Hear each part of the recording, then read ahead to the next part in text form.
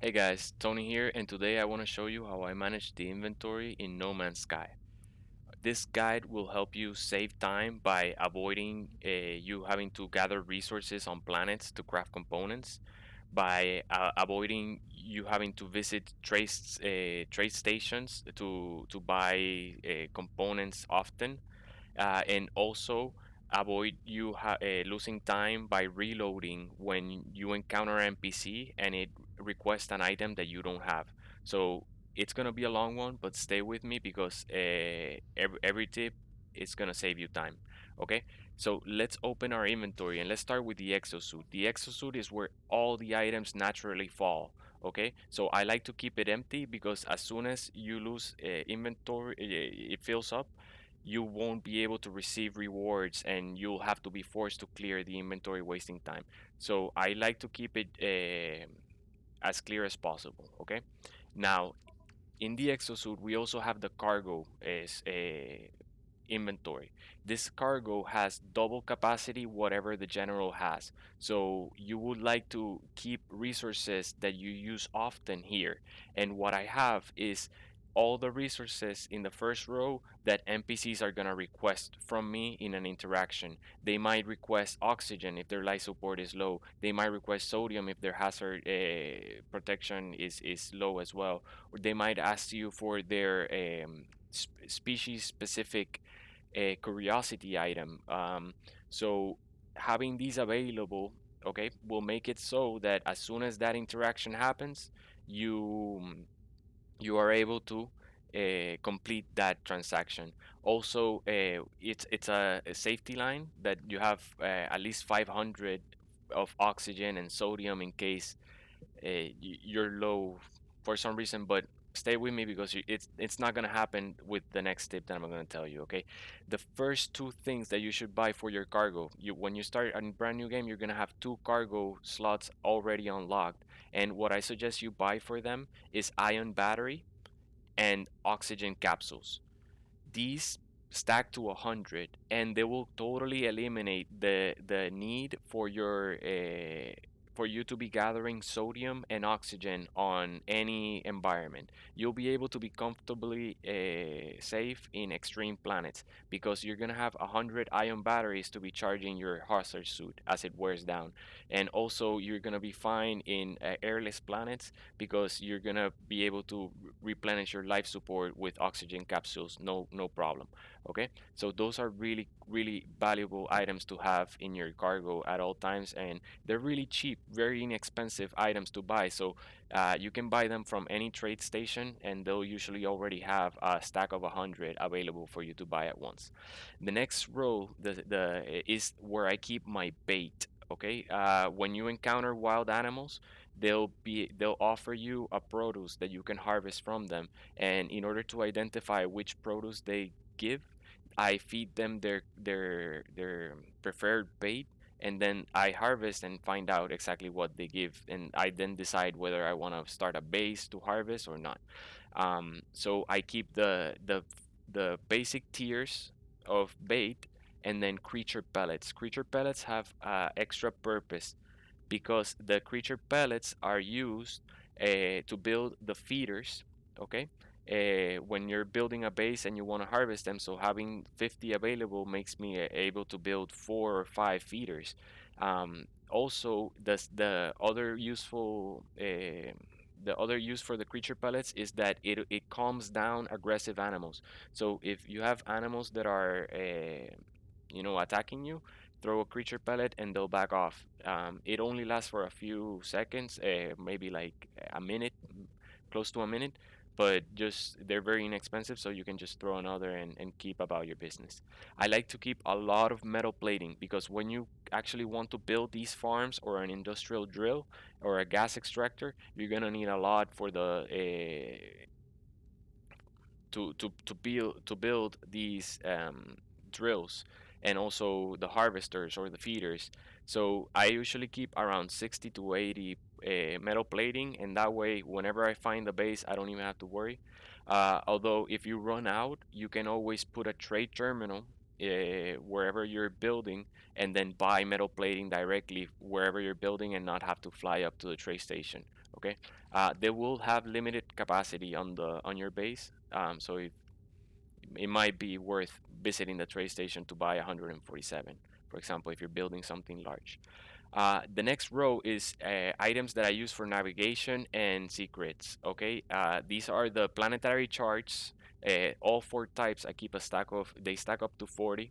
I keep all four types in my inventory because if I'm, for example, hunting down a multi-tool, I'm gonna be burning down the trade planetary charts.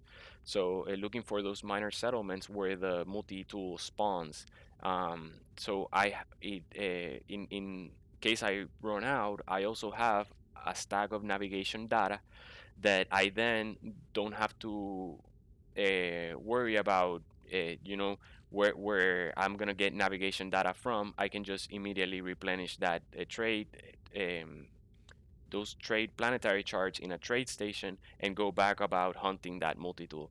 The next items that I have is Atlas Pass version 3 because if you visit abandoned space stations and if you don't know what that is, I'll have a video for that soon if it's not available already. Um, but you'll be able to find secrets of the lore of the story of the game in these abandoned space stations if you visit their back room. But in order to open that door you'll need this item, the Atlas Pass version 3. Ancient keys will allow me to open relic coffers that are found in ancient ruins. I usually don't go about looking for ancient ruins because it takes a little bit of time to find one, but if I do accidentally stumble upon one, I will just go for the relic chest, open it, and then you know get the reward because it's 3 million units right there. That if you have the keys, especially, just open it. The next row I have is crafting components. Okay, anything that I need for base building besides the metal plating, like glass, polyfiber, oxygen filter, microprocessors, carbon nanotubes, and hermetic seals. Okay, these will be very commonly used for building all types of base components and base structures. The last item on this row is the wiring loom, which is very commonly used for repairing your starship components. Whenever you go through a black hole, something is gonna break, and then you're gonna require 1 to 2 wiring looms to repair. So it's really annoying having to just go find a trade station to buy 1 or 2 when in your cargo slot they'll stack up to 40. So I always keep a stack of wiring loom available and then avoid a lot of trips to the space station. Okay, the last row is Starship fuel and all kinds of fuel. We already talked about the hazard and life support fuel, which are the ion battery and the oxygen capsules. But here we also have the frigate fuel, which stacks up to 10. But you can also create the 200-ton frigate fuel, which is gonna last even more. And also you should be in order to maximize the efficiency of your hyperdrive, be using warp hypercores instead of warp cells because a hypercore still requires only one condensed carbon, but it'll fully replenish your hyperdrive, meaning that it replenishes 5 times the amount that a warp cell would. So if you are still using warp cells, in order to learn the hypercore, what you do is you find a manufacturing facility, and once you go in, if you solve the puzzle, you'll be able to learn one component. You can also learn the oxygen filter from the manufacturing facility, and in order to craft it. The next item is the Starship launch fuel. I usually actually keep 42 stacks of the Starship launch fuel because of how often we run through it, especially when we're searching for the perfect base and we're landing and scanning, launching and rinsing and repeat it. Uh, we're gonna be running through a lot of Starship launch fuel. So keeping a stack or two in your cargo is really useful, really convenient.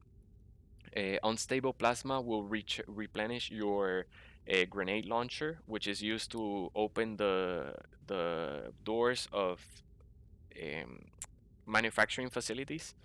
uh, they'll be locked and protected by sentinels. So using these also to destroy the sentinel walkers will be very useful. The grenade launcher. So I always keep a stack of fuel for them.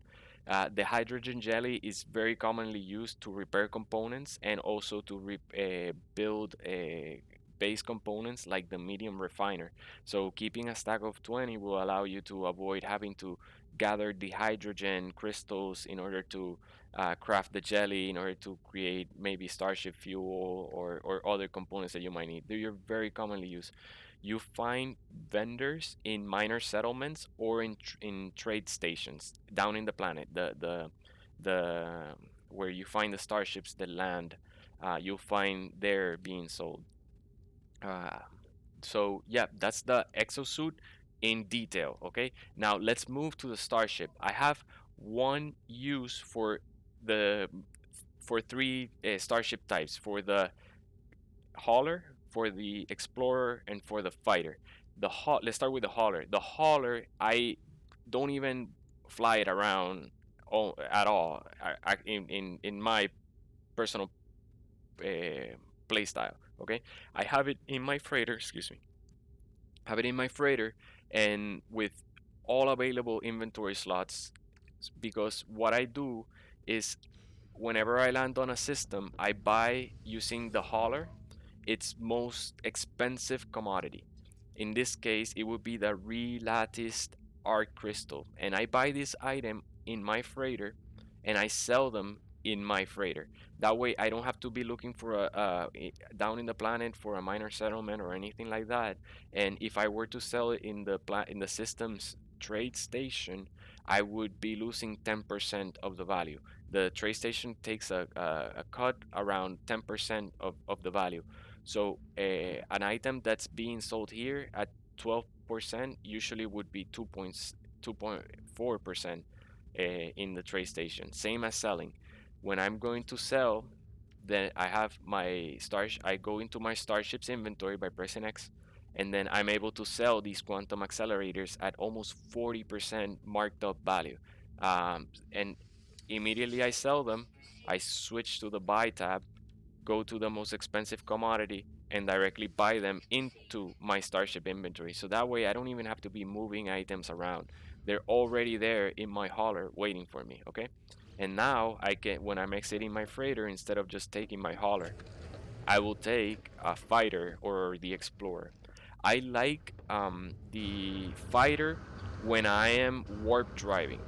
When I'm jumping from system to system, I usually do it on the fighter because uh, there are pesky pirates, and when you have a really powerful pulse ejector, weapon, you can literally erase them from the map. In a matter of seconds, you're done with the entire encounter, even if five pirates show up. Also, if a freighter, a really cool freighter shows up, you'll be able to dispatch all the attackers really quickly, and be able to inspect the freighter right away. So when I'm jumping through systems, I do it on a fighter. The other cool thing, I have the pulse ejector for close range. I have the photon cannon for medium range, and then I have the rocket launchers for long range. So I'll switch the weapons depending on the range. Okay, enough about weapons. We're talking about inventory. So the fighter will be empty in inventory because it's gonna be fighting so many starships. It's gonna be gathering like this Herox, Lemium, chromatic metal, and also we're gonna be fighting frigates. So we're gonna be getting frigate salvage units and a lot of very valuable resources, and we want to have enough inventory that we can gather those without having to come back to our freighter and unload, right? You can also unload directly into your exosuit because since we have it constantly clear, we can do that and then keep on the fight and not have to spend time going back to your freighter yet. All right. So that's the fighter, and then the explorer is gonna be base building. Whenever I find a system, I'm in my fighter and I'm jumping through system to system. I found the perfect system. I want to settle a base there. I I call in my freighter, okay, and then I switch to my explorer. In my explorer, I can have chromatic metal, I can have ferrite, anything that I need, metal plating, anything that I need for my base building. Since I have a hauler with plenty of inventory, I can even upgrade it on the inventory slots. Like I can, like the fighter that barely has any inventory because of all the upgrades that I have installed on it, which I'm gonna show you how I maximize my upgrades in another video, so stay tuned for that. But last thing I'm gonna show you is how the freighter's inventory, okay? No, actually, before the freighter, that's the last thing, but even before the freighter is the Exocraft. Only one Exocraft I need to mention. It's the Minotaur, because the Minotaur is special in this topic. It doesn't appear here, okay? But the Minotaur has a very strong, powerful beam that is able to extract metal fingers really fast. So I usually have it store all the items that the metal finger provides, like the ones I'm gonna show you here. You'll be able to get all these items from the metal fingers with your Minotaur. And once it fills up, I just empty it out into my freighter. And look how many we've gathered with the Minotaur. And the important thing is because crafting these with raw resources takes 5 minutes for one unit. So you don't want to be crafting these, the sodium, the magna gold, the carbon crystal. You could buy them from trade stations, but it's rare to find them, especially the one that you want. You'll find one, but it's rarely the one you want. So that's the Exocraft Minotaur in a minute. Okay, and then the last thing is the freighter. The freighter is special because in many ways, okay, the freighter holds up to 1,000 of any element, and but components don't are not affected. Okay, so if I were to put metal plating, it would be as my capacity, which is times two. So the times four only applies to the raw elements. Okay, let's move that back. The next thing that the freighter is important, or makes it special, is this upgrade. It's called the matter beam. Okay, it's a device that modulates standard freighter communication signals to enable interplanetary transport of matter as well as data. Freighters fitted with such a device can send and receive products and substances to a user's exosuit over a long distance. This is really cool because it makes so that doesn't matter where your freighter is, its inventory counts as your own. Okay, especially particularly when building components. I'm gonna demonstrate that. Okay, so I currently have no ionized cobalt or gold on my inventory, and in order to craft this orbital exocraft materializer, I would need those two, but the indicator says that I currently have them. All right, if we look in my exosuit, they're not available. In my cargo, I only have regular cobalt, no gold. It's because they're in my freighter. Here's the gold in the freighter, and here's the ionized cobalt. When you're building, your freighter's inventory counts for that. So I keep my freighter with all the building supplies, and when they're running low, like in this case, I'm running low on ferrite dust, I just go to a trade station and buy it directly into the freighter's inventory, like this. In other trade stations, you may find more ferrite dust, but it depends on the system that I'm in. Okay, but it'll work on any trade station, trade terminal. You'll be able to buy and sell directly from your freighter. The next row that I want to point out here is the paraffinium, ammonia, uranium, and phosphorus, and you can also have dioxide.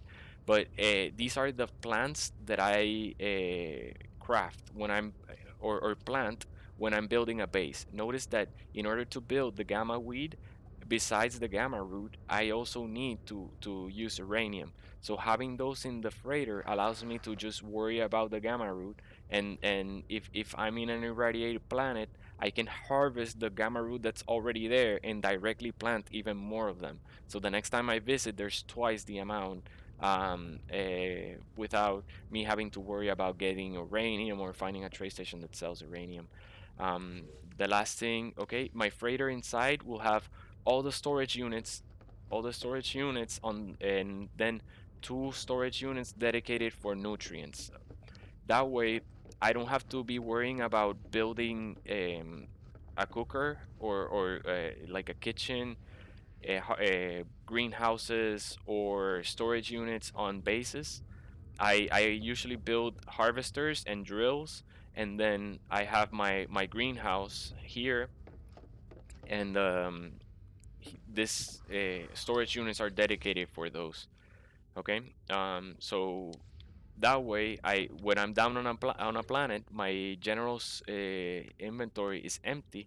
I gather all the produce, all the wheat, all the peas, all the jalapeno fireberries, anything I see, I'll just gather, and then call my freighter and then sort it out once I'm getting full. But it takes a lot. It takes a lot of time to get full once you manage this, because you can also be dropping your Exocraft will be empty, and you can be dropping things in your Exocraft and keep on going, avoiding that time where you have to stop your exploration to come up to your freighter and then sort things out. In the other inventory, I'll keep raw produce that I harvest, and then if I'm getting already full of them, like say for example I'm full of fungal mold or mordite, okay? If you notice, there's a trade commodity that you can craft for each. I'm gonna switch here to my trade commodities, and if there's a heat capacitor that you can craft frost crystal and selenium. You can make acid with mordite and fungal mold. You can make lubricant with phasium and gamma root, polyfiber with cactus flesh and star bulb, and then there's also a even higher tier of liquid explosive and circuit boards, and there are more tiers that I haven't learned yet. But the idea is that you should keep your produce like always gathered. If you're running out of space in your produce storage container, just craft it. Just craft them. And what I usually do is I create one row, okay, of produce for the amount of the component needs. For example, it needs 100 cactus flesh to make polyfiber, and then it needs 200 star bulb. So I have one row of cactus and then two rows of star bulb. That way I collect it all and make the most of the raw resource into the crafted component. Once I do that, I'm not gonna waste time doing that. Um, just to avoid, I'm just gonna show you what that accumulates to. And then here in this inventory, I keep all those produce. As those storage are filling up, I craft them and then deposit them here. As the heat capacitors are filling up, I'll I'll take them out of this inventory and then craft them into circuit boards by mixing them with polyfiber. That way, I take raw resources and then I make them into smaller and smaller stacks, also at the same time increasing the value. And eventually, you'll make there's a top tier item that sells really expensive. I never even made it, but I use I use the wiring loom method to make units. I'll show you that in another video. So if you're interested in how to make units, look for that. But I'll leave it at this. It's if you like the video, please like, subscribe, hit the notification bell to get alerts, and if it helped you, please share it with someone that you think might help as well. And this is me signing out. Have a good one, guys. See you in the next one.